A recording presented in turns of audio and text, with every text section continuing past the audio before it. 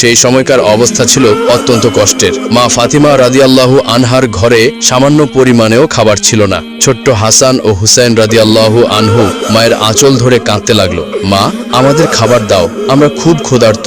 অন্যদিকে একই সময়ে কুলসুমের ঘরে আনন্দ উৎসবের আয়োজন চলছিল। সেখানে বিপুল পরিমাণ খাবার সাজানো হয়েছিল। আরবের বড় বড় ধনী ব্যক্তি, ব্যবসায়ী ও তাদের পরিবার সেখানে অংশগ্রহণ করেছিল। সে মহা দাওয়াতে প্রিয় নবী সাল্লাল্লাহু আলাইহি ওয়াসাল্লামও কুলসুমের বাড়িতে উপস্থিত হয়েছিলেন। তারপর কুলসুম নবী করিম সাল্লাল্লাহু আলাইহি ওয়াসাল্লামকে সালাম দিয়ে বললেন, হে আল্লাহর প্রেরিত রাসূল, হে আমার পিতা, আপনি এসেছেন, আমি অনেক খুশি হয়েছি। আপনি এখানে বসুন। আমরা অনেকেই জানি, আবার অনেকেই জানি না, কুলসুম ছিলেন ধন সম্পত্তির দিক থেকে অনেকটাই স্বাবলম্বী। পক্ষান্তরে মা ফাতেমা ছিলেন অত্যন্ত গরিব। কিন্তু অত্যন্ত গরিব হলেও তিনি দিন প্রচার এবং ঈমান আমলের দিক থেকে ছিলেন অটল। কেনই বা থাকবেন না? মা ফাতেমা হলেন জান্নাতের সর্দারিনী। তিনি জান্নাতুল ফিরদাউসে সকল জান্নাতি নারীদের প্রতিনিধিত্ব করবেন। কুলসুমের বাড়িতে বিভিন্ন রকমের খাবারের আয়োজন হতে লাগলো। মহানবী সাল্লাল্লাহু আলাইহি ওয়াসাল্লাম বললেন, মা কুলসুম, তুমি তো সবাইকে এখানে আমন্ত্রণ জানিয়েছো। সবাইকেই আমি দেখতে পাচ্ছি। শহরের বিভিন্ন লোক এখানে এসেছে তোমার মেজবানে অংশগ্রহণ করার জন্য। সবাই নিশ্চয়ই ভালো মন্দ খাবার খেয়ে এখান থেকে যাবে। নিঃসন্দেহে অনেক সুন্দর এবং ভালো একটি আয়োজন করেছো তুমি। মা কুলসুম, তুমি কাকে কাকে এখানে আমন্ত্রণ জানিয়েছো? কুলসুম বললেন, হে আমার পিতা, হে আল্লাহর রাসূল, আমি আমার মেজবানে এই শহরের ধনাঢ্য সবাইকে আমন্ত্রণ জানিয়েছি। আব্বাজান, শহরের সকল পণ্ডিত জ্ঞানীদের এখানে আমন্ত্রণ জানিয়েছি। নবী করিম সাল্লাল্লাহু আলাইহি ওয়াসাল্লাম বললেন, তুমি সবাইকে এখানে আমন্ত্রণ করেছো, কিন্তু একজনকে তুমি আমন্ত্রণ করনি। কুলসুম তখন বললেন, কে বাবা, কাকে আমি আমন্ত্রণ করিনি? নবী করিম সাল্লাল্লাহু আলাইহি ওয়াসাল্লাম বললেন, সেটা তো তোমার অজানা হওয়ার কথা নয়, সে তো তোমার রক্তের সম্পর্ক, তোমার আপন বোন ফাতিমা। কুলসুম একটু চুপ হয়ে রইলেন। ফাতেমাকে সে ইচ্ছা করেই আমন্ত্রণ করেনি, কারণ ফাতেমা ছিল অনেকটাই গরিব, তার পোশাক আশাক ভালো ছিল না। কুলসুম ভেবেছিল ফাতিমা যদি এই অনুষ্ঠানে আসে তাহলে তার মান সম্মানে হানি ঘটবে, তাই তিনি তাকে আমন্ত্রণ করেননি। এদিকে কুলসুম যখন অনেক বড় মেজবানের আয়োজন করলো, ভালো ভালো কোরমা পোলাওয়ের আয়োজন করলো, মা ফাতেমারই আপন বোন কুলসুম শহরের সবাইকে আমন্ত্রণ করে খাওয়াচ্ছেন, তখন পক্ষান্তরে একবেলা খেতেও পারছিল না মা ফাতেমা এবং তার দুই সন্তান হাসান এবং হোসেন ক্ষুধার জ্বালায় কাতরাচ্ছিল এবং তারা বলছিল, মা, আমাদের খুবই ক্ষুধা লেগেছে, আমরা আর ক্ষুধার জ্বালা সহ্য করতে পারছি না, তুমি আমাদেরকে কিছু খাবার দাও। মা ফাতেমার চোখ থেকে অজস্র ধারায় পানি ঝরছিল এবং তিনি আল্লাহর কাছে বলছিলেন, হে আল্লাহ, আমার ঘরে তো কোনো খাবার নেই, কোনো দিরহামও নেই, এই মাসুম বাচ্চার মুখে আমি কি তুলে দিব? এখন আমি না হয় ক্ষুধার জ্বালা সহ্য করতে পারছি, কিন্তু এই মাসুম বাচ্চা দুটো ক্ষুধার জ্বালা সহ্য করতে পারছে না। মা ফাতেমার কান্নায় আল্লাহর আরশ কেঁপে উঠল। হায় আল্লাহ, আপন বোনের বাসায় কোনো খাবার নেই, হাসান হোসেন একবেলা ক্ষুধার জ্বালায় কাতরাচ্ছে। তখনই মা ফাতেমার আপন বোন কুলসুমের বাড়িতে ভালো ভালো রান্না করা হচ্ছে, ভালো ভালো খাবারের আয়োজন করা হচ্ছে। মেজবানে অনেক মানুষ এসেছে, অনেক মানুষই দাওয়াত পেয়েছে, কিন্তু গরিব বলে মা ফাতেমাকেই দাওয়াত দিল না তার আপন বোন কুলসুম। নবী করিম সাল্লাল্লাহু আলাইহি ওয়াসাল্লাম কুলসুমকে বললেন, সে তোমার আপন বোন, এখানে সবাই যেহেতু এসেছে তারও আসার প্রয়োজন ছিল, তোমার তাকে আমন্ত্রণ করা উচিত ছিল। কুলসুম মহানবী সাল্লাল্লাহু আলাইহি ওয়াসাল্লামকে খাবার খেতে বসার জন্য অনুরোধ করলেন এবং সে এড়িয়ে গিয়ে অন্যদিকে চলে গেলেন। সবাই খাবার খেতে বসে গেল এবং খাবার চুলা থেকে উঠাতে লাগলো। কুলসুম সবকিছু তদারকি করতে লাগলেন। নবী করিম সাল্লাল্লাহু আলাইহি ওয়াসাল্লাম দুঃখ ভারাক্রান্ত মন নিয়ে দাঁড়িয়ে রইলেন। সে কি করে সেখান থেকে খাবার গ্রহণ করবেন? তার সবথেকে আদরের মেয়ে মা ফাতেমা সেখানে আসেনি, তার কলিজার টুকরা নাতি হাসান হোসেন ক্ষুধার জ্বালায় কাতরাচ্ছিল। হায় আল্লাহ, এই নিদারুণ অসহায়ত্ব দেখে নবী করিম সাল্লাল্লাহু আলাইহি ওয়াসাল্লামের মনেও অনেকটাই কষ্ট লাগলো। তারপর মা ফাতেমার কাছে যখন হাসান হোসেন ক্ষুধার জ্বালায় চিৎকার করছিল, মা ফাতেমা কোনো উপায় না পেয়ে শুধু চুলাতে গরম পানি ফোটাতে লাগলেন এবং হাসান হোসেনকে বললেন, এই তো বাবা, একটু পরেই খাবার হয়ে যাবে, তোমরা যাও পাহাড়ের কাছে গিয়ে খেলা করো, আমি রান্না হলেই তোমাদেরকে ডাকবো। আসলে চুলায় তো কোনো খাবারই ছিল না, শুধুই গরম পানি দিয়ে ফোটাচ্ছিলেন মা ফাতেমা, কারণ ছেলেদের তো কিছু একটা বোঝাতে হবে। তার ঘরে যে কোনো খাবার নেই, সে শুধুই এই অবস্থা দেখছিলেন এবং তার চোখ থেকে অজস্র ধারায় পানি ঝরছিল। পক্ষান্তরে তার আপন বোনের বাসায় অনেক ধরনের খাবারের আয়োজন হতে লাগলো। তারপর সবাইকে খাবারের জন্য যখন কুলসুম খাবারের পাত্রের কাছে গেলেন, তিনি সেই ঘটনা দেখে অবাক হয়ে রইলেন, কারণ তিনি যখন খাবারের পাত্রের কাছে গিয়ে খাবারের ঢাকনা একে একে ওপরে তুললেন, তিনি দেখলেন সকল খাবারই রান্না করা ভালো ভালো খাবার, পোলাও, কোরমা, মাংস সবকিছু পাথর হয়ে গিয়েছে। তিনি বললেন, হাই আল্লাহ, এ কি করে সম্ভব? এ কি করে হলো? একটু আগেই তো সকল খাবার রান্না করা হয়েছিল। খাবার রেখে আমি আমার পিতার সাথে কথা বলছিলাম, এখন সকল খাবার কিভাবে পাথর হয়ে গেল? কার অভিশাপে এমন হলো? শহরের বিভিন্ন মানুষ এখানে এসেছে, সবাই অপেক্ষা করছে। আমি যদি এখন খাবার না দিতে পারি, আমার মান সম্মান কিছুই থাকবে না। এই কথা ভাবতে ভাবতে কুলসুম দৌড়ে মহানবী সাল্লাল্লাহু আলাইহি ওয়াসাল্লামের কাছে গেলেন। তিনি তার পিতাকে বললেন, হে আমার পিতা, আমি এখন কি করব? আমার অনেক বড় বিপদ হয়ে গেছে। এমন কেন হলো? আমি কিছুই ভেবে পাচ্ছি না। মহানবী হযরত মুহাম্মদ সাল্লাল্লাহু আলাইহি ওয়াসাল্লাম তার মেয়ে কুলসুমকে বললেন, কেন মা, কি হয়েছে? তোমাকে এত হতাশাগ্রস্ত লাগছে কেন? আমাকে খুলে বলো। কুলসুম বললেন, আমি যে খাবারের আয়োজন করেছিলাম, যে খাবার বাবুর্চিরা রান্না করেছিল, সকল খাবারই প্রায় হয়ে গিয়েছিল। আমি যখন আপনার সাথে কথা বলে সবাইকে খাবার দেওয়ার জন্য, তদারকি করার জন্য খাবারের কাছে গেলাম এবং গিয়ে খাবারের পাত্র একে একে উঠাতে লাগলাম, আমি দেখলাম সকল খাবারই কয়লায় পরিণত হয়ে গিয়েছে। এখন আমি কি খাওয়াবো? এই আমন্ত্রিত অতিথিদের আমি তাদের কি দিব?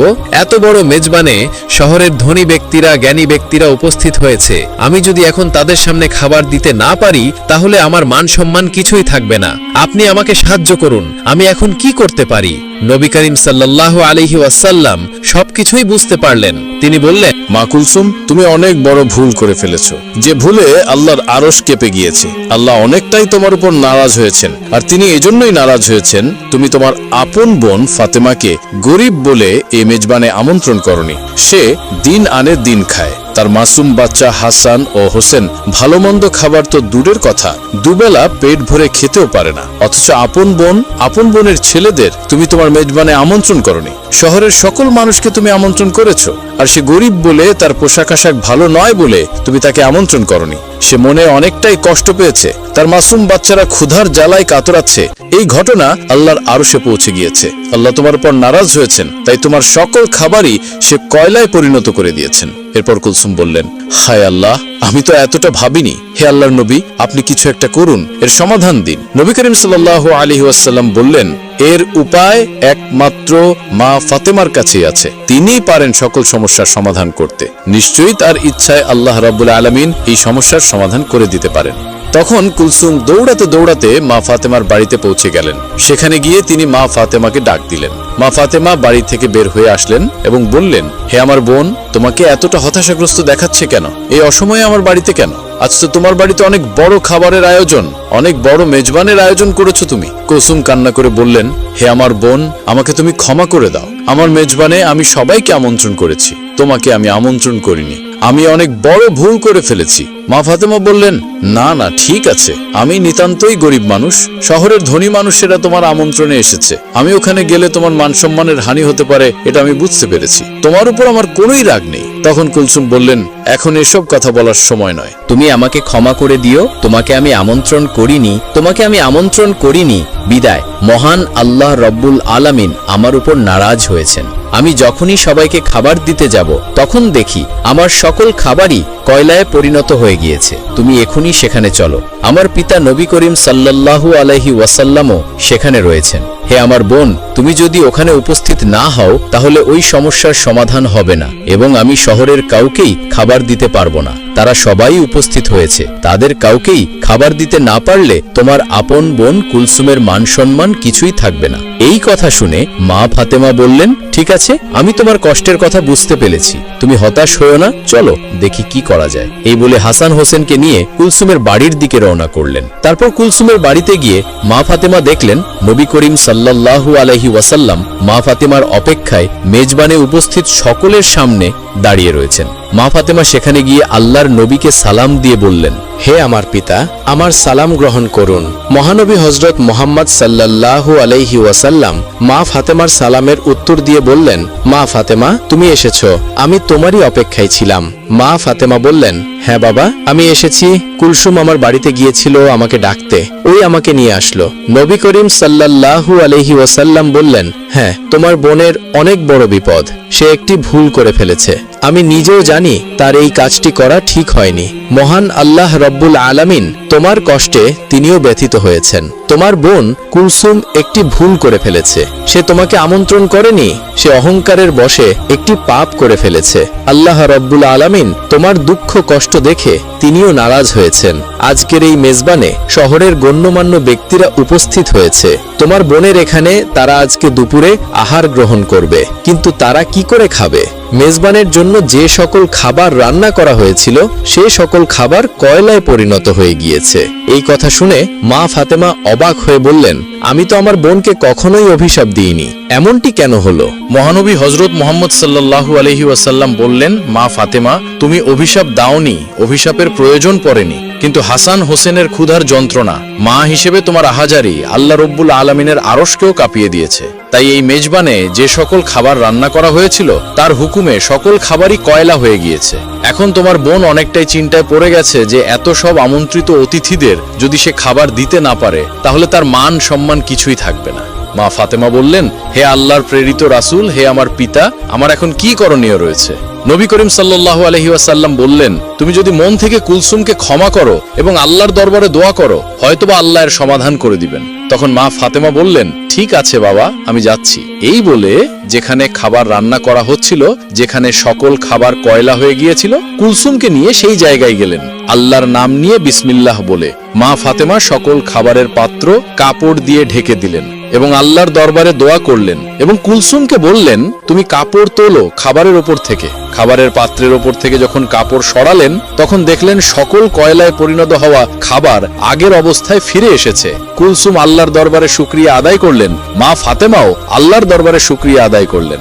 কিছুদিন ধরে মা ফাতেমা অত্যন্ত অসুস্থ ছিলেন, সে বিছানা থেকে ঠিকমতো উঠতে পারছিল না। অন্যদিকে বাড়িতে 3 দিন যাবৎ কোনো খাবার ছিল না। খাবার না খেয়ে ও অসুস্থতার কারণে হযরত ফাতেমা রাদিয়াল্লাহু তাআলা আনহা অত্যন্ত দুর্বল হয়ে পড়লেন। শেরে খোদা হযরত আলী রাদিয়াল্লাহু তাআলা আনহুর হাতে তখন এমন কোনো অর্থ কড়িও ছিল না যার মাধ্যমে তিনি খাবার ক্রয় করে আনতে পারবেন। 3 দিন অতিবাহিত হওয়ার পর হযরত ফাতেমা রাদিয়াল্লাহু তাআলা আনহা হযরত আলী রাদিয়াল্লাহু তাআলা আনহুর হাতে একটি কাপড় দিয়ে বললেন, হে আমার প্রিয় স্বামী, আপনার হয়তো মনে আছে আব্বাজান হযরত মুহাম্মদ সাল্লাল্লাহু আলাইহি ওয়াসাল্লাম আমাদের বিয়ের সময় এই কাপড়টি আমাকে হাদিয়াত স্বরূপ দিয়েছিলেন। এটি অত্যন্ত বরকতময় একটি কাপড়। আমার মনে চাচ্ছে না যে এই কাপড়টি আমি বিক্রি করে দেই, কিন্তু তারপরেও যেহেতু আমাদের ঘরে আজ 3 দিন যাবৎ কোনো খাবার নেই, তাই আপনাকে এই বরকতময় কাপড়টি আমি দিচ্ছি। আপনি এটিকে বাজারে বিক্রি করে এর মূল্য দিয়ে কিছু খাবার খরিদ করে নিয়ে আসুন। হযরত আলী রাদিয়াল্লাহু তাআলা আনহু ফাতিমা রাদিয়াল্লাহু তাআলা আনহার কাছ থেকে সেই কাপড়টি নিয়ে বাজারের দিকে রওনা করলেন। তিনি কাপড়টি নিয়ে বাজারের দিকে পৌঁছালেন এবং সেটিকে বিক্রি করার জন্য অনেক ক্রেতাকে দেখালেন। কিন্তু কাপড়টি অত্যন্ত পুরনো হওয়ায় সেটি ক্রয় করার জন্য কোনো ক্রেতাই আগ্রহ দেখাচ্ছিল না। এ কারণে হযরত আলী রাদিয়াল্লাহু তাআলা আনহু একেবারেই নিরাশ হয়ে পড়লেন। তখন তিনি আল্লাহ রাব্বুল আলামিনের দরবারে ফরিয়াদ করলেন, হে আল্লাহ রাব্বুল আলামিন, এই কাপড়টি অত্যন্ত পুরাতন, তাই এটি ক্রয় করার জন্য কোনো ক্রেতাই আগ্রহ দেখাচ্ছে না। আজ 3 দিন যাবৎ নবীজির মেয়ে হযরত ফাতেমা রাদিয়াল্লাহু তাআলা আনহা এবং হাসান ও হোসেন না খেয়ে আছে। হে রাব্বুল আলামিন, আজকে যদি এই কাপড়টি আমি বাজারে বিক্রি না করে এর মূল্য দিয়ে বাড়িতে না নিয়ে যেতে পারি, তাহলে আজকেও তারা না খেয়ে থাকবে। আপনি এই কাপড়টি বিক্রয় করার জন্য একজন ক্রেতার ব্যবস্থা করে দিন। শেরে খোদা হযরত আলী রাদিয়াল্লাহু তাআলা আনহুর এই দোয়ার পরেই একজন ক্রেতা আগমন করল এবং সে তাকে প্রশ্ন করল, আলী, তুমি কি এই কাপড়টি বিক্রি করতে চাও? হযরত আলী বললেন, জনাব, আমি তো বিক্রি করার জন্যই এটিকে বাজারে নিয়ে এসেছি। তখন লোকটি বলল, কি পরিমাণ অর্থ দিলে তুমি এই কাপড়টি বিক্রি করবে?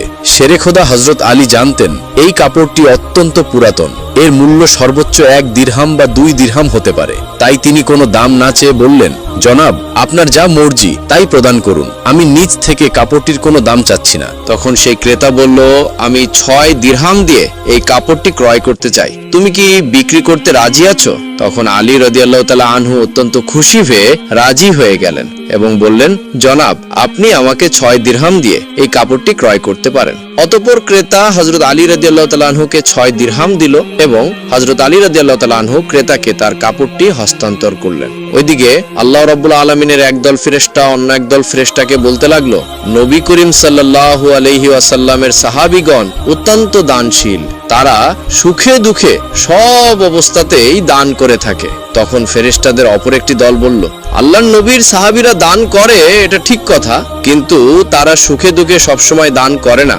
যদি তাদের হাতে কোনো কিছু থাকে তাহলেই তারা দান করে, এবং তাদের হাতে থাকা জিনিসটির প্রয়োজন যদি তাদের নিজেদেরই থাকে তখন তারা সেই জিনিসটি দান করে না। ফেরেশতাদের এই ঝগড়ার সমাধান করতে আল্লাহ রাব্বুল আলামিন তাদেরকে বললেন, হে আমার ফেরেশতারা, তোমরা পরস্পরের মাঝে ঝগড়া করিও না।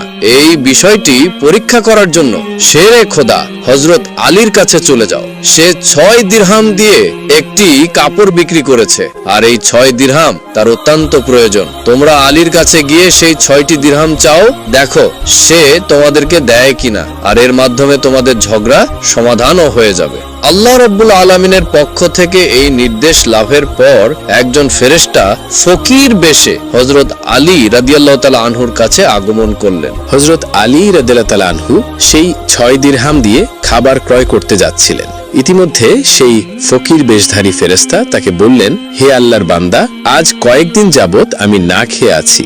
দীর্ঘদিন যাবত না খেয়ে থাকার কারণে আমার শরীরে সামান্যতম নড়াচড়া করার শক্তি নেই। আমি আল্লাহর ওয়াস্তে তোমার কাছে কিছু ফরিয়াদ করছি, যদি তোমার নিকট কোনো অর্থ কড়ি থাকে দয়া করে আমাকে সেগুলো দান করো, যাতে সেই অর্থ দিয়ে আমি খাবার ক্রয় করে খেতে পারি এবং আমার ক্ষুধার জ্বালা নিবারণ করতে পারি। ফকিরের মুখে এসব কথা শুনে হযরত আলী রাদিয়াল্লাহু তাআলা আনহু ভাবতে লাগলেন, হে আল্লাহ, আজ 3 দিন যাবত আমার স্ত্রী ও সন্তান না খেয়ে আছে। 3 দিন পরে আমার স্ত্রী ফাতেমা আমাকে একটি কাপড় বিক্রি করতে দিলেন। কথা ছিল সে কাপড় বিক্রি করে তার অর্থ দিয়ে আমি তাদের জন্য খাবার ক্রয় করে নিয়ে যাব, কিন্তু আল্লাহর এক অসহায় বান্দা আমার কাছে ভিক্ষা প্রার্থনা করছেন। এখন আমি কি করব?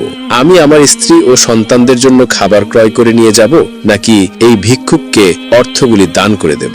সর্বশেষে তিনি সিদ্ধান্ত নিলেন যে ভিক্ষুককে এই অর্থগুলি দান করে দেবেন। অতঃপর তিনি মনে মনে ভাবতে লাগলেন, আল্লাহই আমার উত্তম অভিভাবক, এই ভিক্ষুককে আমি এই 6 দিরহাম দান করে দিই। তখন তিনি সেই 6 দিরহাম ভিক্ষুককে দান করে দিলেন। এরপর তিনি অত্যন্ত চিন্তিত ও পেরেশান মনে সামনে চলতে লাগলেন।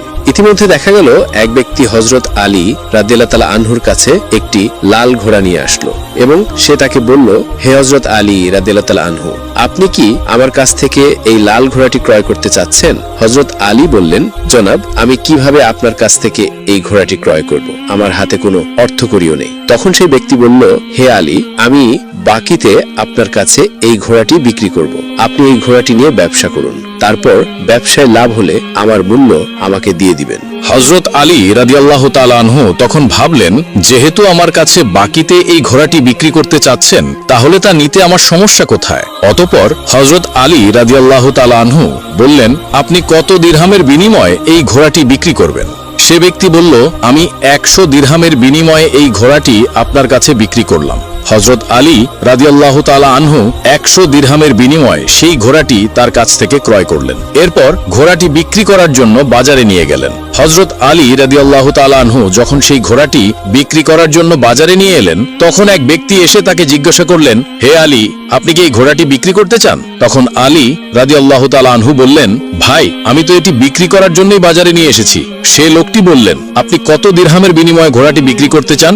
আলী রাদিয়াল্লাহু তাআলা আনহু নিজে থেকে কোনো দাম না বলে সেই লোকটাকে বললেন, আপনি কত দিরহামের বিনিময়ে ঘোড়াটি ক্রয় করতে পারবেন? সে ব্যক্তি তখন বলল, আমি 160 দিরহামের বিনিময়ে এই ঘোড়াটি আপনার কাছ থেকে ক্রয় করতে চাই। তখন হযরত আলী রাদিয়াল্লাহু তাআলা আনহু চিন্তা করলেন, আমি তো এই ঘোড়াটি 100 দিরহামের বিনিময়ে ক্রয় করেছি, আর তিনি আমাকে মূল্য পরিশোধ করতে চাচ্ছেন 160 দিরহাম। অতএব এখানে আমার 60 দিরহাম লাভ হবে। তখন হযরত আলী রাদিয়াল্লাহু তাআলা আনহু বললেন, ভাই, আমি আপনার কাছে কাছে 160 দিরহামের বিনিময়ে ঘোড়াটি বিক্রি করে দিলাম। সে ব্যক্তি হযরত আলী রাদিয়াল্লাহু তাআলা আনহুর কাছে 160 দিরহাম দিয়ে সেই ঘোড়াটি ক্রয় করলেন। হযরত আলী রাদিয়াল্লাহু তাআলা আনহু তখন যার কাছ থেকে ঘোড়াটি ক্রয় করেছিলেন তাকে 100 দিরহাম পরিশোধ করার পরেও তার কাছে রয়ে গেল 60 দিরহাম। তিনি 6 দিরহাম আল্লাহর রাস্তায় দান করেছিলেন। আল্লাহ রাব্বুল আলামিন তার বিনিময়ে তাকে 10 গুণ বৃদ্ধি করে 60 দিরহাম দিয়ে দিলেন। অতঃপর 60 দিরহামের বিনিময়ে হযরত আলী রাদিয়াল্লাহু তাআলা আনহু বিপুল সংখ্যক খাবার ক্রয় করে বাড়ির দিকে রওনা হলেন। যখন তিনি বিপুল সংখ্যক খাবার নিয়ে বাড়িতে আসলেন তখন হযরত ফাতেমা রাদিয়াল্লাহু তাআলা আনহা তাকে বললেন, হে আলী, আমি তোমাকে যে কাপড়টি বিক্রি করতে বলেছিলাম সেই কাপড়ের মূল্য দিয়ে তো এত পরিমাণে খাবার ক্রয় করা সম্ভব নয়, তাহলে তুমি এই পরিমাণ খাবার ক্রয় করার জন্য অর্থ কোথায় পেলে? তুমি আমাকে আগে এই কথা বলো, তারপর তুমি আমার বাড়িতে প্রবেশ করতে পারবে। হযরত আলী রাদিয়াল্লাহু তাআলা আনহু বললেন, ফাতেমা, আগে আমি বাড়িতে প্রবেশ করি, তারপর না হয় আমি তোমাকে প্রকৃত ঘটনাটি খুলে বলবো। তখন হযরত ফাতেমা তাকে বললেন, আগে আপনি প্রকৃত ঘটনাটি খুলে বলুন, তারপর আপনি বাড়িতে প্রবেশ করতে পারবেন। হযরত আলী রাদিয়াল্লাহু তাআলা আনহু বললেন, ফাতেমা, তুমি তো ভালো করেই জানো যে তোমার স্বামী হযরত আলী কোনোদিনই অবৈধভাবে উপার্জন করবে না। আমি যে পন্থায় অর্থ উপার্জন করেছি তা সম্পূর্ণ বৈধ একটি পন্থা, অতএব এ ব্যাপারে তোমার সন্দেহ করার কোনো কারণ নেই। কিন্তু হযরত ফাতেমা হযরত আলী রাদিয়াল্লাহু তাআলা আনহুর এই কথাগুলো তেমন একটা বুঝতে চাইলেন না। হযরত আলী এবং হযরত ফাতেমা রাদিয়াল্লাহু তাআলা আনহার মাঝে এই ঘটনা ঘটার কিছুদিন পরে হুজুরে আকরাম সাল্লাল্লাহু আলাইহি ওয়াসাল্লাম ফাতেমাকে ডেকে তার দরবারে নিয়ে গেলেন। তারপর তিনি তাকে বললেন, হে ফাতেমা, শোনো, তুমি কিছুদিন আগে তোমার স্বামীকে একটি কাপড় বিক্রি করার জন্য দিয়েছিলে। হযরত আলী সেই কাপড় বিক্রি করে তোমার জন্য অনেক খাবার ক্রয় করে নিয়ে এসেছিল, কিন্তু তুমি সন্দেহ করেছিলে যে আলী এগুলো বৈধ পথে উপার্জন করেছে কিনা। এজন্য তুমি তোমার স্বামীকে ঘরে প্রবেশ করতে দাওনি এবং তাকে বিভিন্ন প্রশ্ন করার মাধ্যমে তার মনে কষ্ট দিয়েছিলে, অথচ তুমি জানতে তোমার স্বামী আলী অবৈধ পথে কোনোদিনও উপার্জন করতে পারে না। হে ফাতেমা, তুমি যখন আলীকে সেই কাপড়টি বিক্রি করার জন্য দিয়েছিলে, হযরত আলী তার জন্য ক্রেতা খুঁজে পাচ্ছিল না। তখন আল্লাহ রাব্বুল আলামিন তার ফেরেশতা হযরত মিকাইলকে তার কাপড় ক্রয় করার জন্য পাঠিয়েছিলেন। আল্লাহর ফেরেশতা মিকাইল 6 দিরহামের বিনিময়ে হযরত আলীর কাছ থেকে সেই কাপড়টি ক্রয় করেছিল। এরপর আল্লাহর আরেকজন ফেরেশতা এসে আলীর কাছ থেকে সেই 6 দিরহাম ভিক্ষা প্রার্থনা করে। আলী সেই 6 দিরহাম আল্লাহর রাস্তায় তাকে দান করে দেয়। অতঃপর আলী চিন্তিত অবস্থায় বাড়ি ফিরে আসছিল। এমন সময় হযরত জিবরাইল আলাইহিস সালাম তার কাছে একটি লাল ঘোড়া 100 দিরহামের বিনিময়ে বাকিতে বিক্রি করে। আলী সেই ঘোড়াটিকে নিয়ে বাজারে যায় এবং হযরত ইসরাফিল আলাইহিস সালাম তাকে 160 দিরহামের বিনিময়ে তার কাছ থেকে সেই ঘোড়াটি ক্রয় করে। আল্লাহ রাব্বুল আলামিন আলীকে 6 দিরহাম দানের বিনিময়ে 10 গুণ বৃদ্ধি করে 60 দিরহাম প্রদান করেন এবং সেই অর্থগুলি দিয়ে আলী প্রচুর পরিমাণে খাবার ক্রয় করে তোমার জন্য নিয়ে গিয়েছিল। হে ফাতেমা, শুনে রাখো, যে কাপড়টি হযরত আলী বিক্রি করেছিল, আল্লাহ রাব্বুল আলামিন সেই কাপড়টি জান্নাতে সংরক্ষণ করে রেখেছেন এবং যে ঘোড়াটি দিয়ে আলী ব্যবসা করেছিল সেই ঘোড়াটিকেও আল্লাহ রাব্বুল আলামিন জান্নাতে সংরক্ষণ করে রেখেছেন। কাল কিয়ামতের দিন যখন তুমি জান্নাতে প্রবেশ করবে তখন তুমি সেই ঘোড়ার উপরে থাকবে এবং সেই কাপড়টি হবে ঘোড়ার লাগাম, আর সেই লাগামটা ধরে থাকবে উক্ত কাঠুরিয়ার স্ত্রী। লাগামটি ধরে থাকার কারণে সে তোমার আগেই জান্নাতে প্রবেশ করবে এবং তুমি তারপরে জান্নাতে প্রবেশ করবে। কাঠুরিয়ার স্ত্রীর অতুলনীয় স্বামী ভক্তিই হলো তার এই মর্যাদা প্রাপ্তির একমাত্র কারণ।